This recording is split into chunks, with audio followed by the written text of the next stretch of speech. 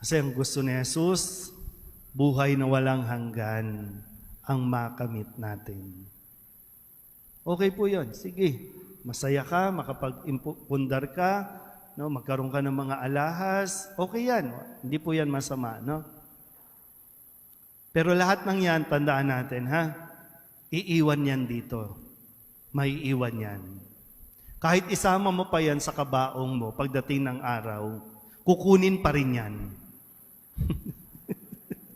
Pag binuksan niyo ka ba, after 10 years, no, binubuksan, no?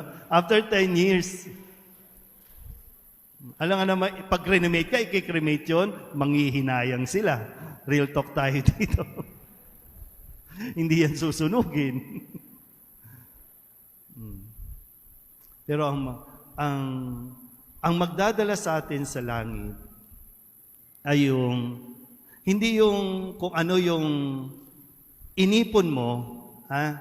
Yung pinagpaguran mo, pinagsimikapan mo, hindi yon ang magdadala sa atin sa langit. Ang magdadala sa atin sa langit ay yung kung ano ang ipinamigay mo. Kung ano yung inalis mo sa iyo. Kasi nag-attach tayo ng nag-attach, di ba? No? Kasi nag-accumulate nga.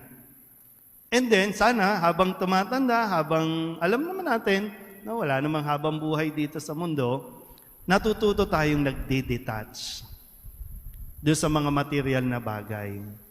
Yung simulan mo na rin na ipamahagi o ipamigay, no? Yun ang magdadala sa atin sa langit. Ay kung halimbawa ba, sa puntong ito, mayroon na ba tayong naipon sa langit dahil dun sa pagiging mabuti mo at pamamahagi o pagbibigay na ito? Kung wala pa, hindi pa naman huli para sa atin. Sa tulong ni Santo Papa Pio, nawa, maintindihan natin ang mga utos na ibinigay sa atin at kung paano natin ito isa sa buhay, sa araw-araw na tayo po ay nandito pa sa mundong ito.